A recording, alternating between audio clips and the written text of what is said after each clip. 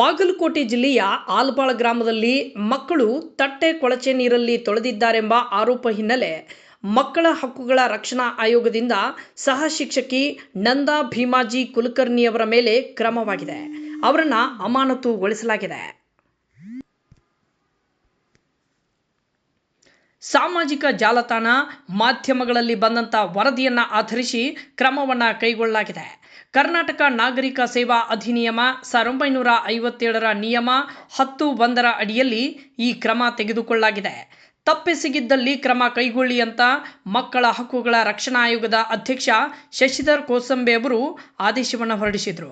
ಶಶಿಧರ್ ಕೋಸಂಬೆ ಅವರ ಸೂಚನೆ ಮೇರೆಗೆ ಈ ಆದೇಶವನ್ನು ಎಸಿ ಮನ್ನಿಕೇರಿ, ಉಪನಿರ್ದೇಶಕರು ಹಾಗೂ ಶಿಸ್ತು ಪ್ರಾಧಿಕಾರಿಗಳು, ಶಾಲಾ ಶಿಕ್ಷಣ ಇಲಾಖೆ ಇವರು ಆದೇಶವನ್ನು ಹೊರಡಿಸಿದ್ದಾರೆ. ಕರ್ತವ್ಯ ನಿರ್ಲಕ್ಷ್ಯ, ಕಾರಣ ಕೇಳಿ ನೀಡಿದ್ದ ನೋಟಿಸ್ಗೆ ಸಮರ್ಪಕ ಉತ್ತರ ನೀಡದ ಹಿನ್ನೆಲೆ ಕ್ರಮವನ್ನು ಕೈಗೊಳ್ಳಲಾಗಿದೆ. ಆಲಬಾಳ ಗ್ರಾಮದಲ್ಲಿನ ಸರ್ಕಾರಿ ಶಾಲೆಯಲ್ಲಿ ಈ ಘಟನೆ ನಡೆದಿತ್ತು. ಬಾಗಲಕೋಟೆ ಜಿಲ್ಲೆಯ ಜಮಖಂಡಿ ತಾಲೂಕಿನ ಆಲಬಾಳ ಗ್ರಾಮ. ಮಾಧ್ಯಮಗಳಲ್ಲಿ ವರದಿ ಪ್ರಸಾರವಾಗುತ್ತಿದ್ದಂತೆ ಎಚ್ಚೆತ್ತುಕೊಂಡಿದ್ದಾರೆ ಶಾಲೆಯ ಶಿಕ್ಷಕರು ಮತ್ತು ಬಿಇಒ ಅವರು. ಇನ್ನು ಈ ಒಂದು ಕೊಳಚೆಯಲ್ಲಿ ತಟ್ಟೆಯನ್ನು ತೊಳೆದಿದ್ದಂಥ ಮಕ್ಕಳ ಈ ದೃಶ್ಯ ಸಾಕಷ್ಟು ಟೀಕೆಗೆ ಕಾರಣವಾಗಿತ್ತು, ಚರ್ಚೆಗೂ ಕೂಡ ಗ್ರಾಸವಾಗಿತ್ತು. ಇದೀಗ ಸಹ ಶಿಕ್ಷಕಿಯ ಮೇಲೆ ಒಂದು ಕ್ರಮವನ್ನು ಕೈಗೊಳ್ಳಲಾಗಿದೆ, ಅವರನ್ನು ಅಮಾನತುಗೊಳಿಸಲಾಗಿದೆ.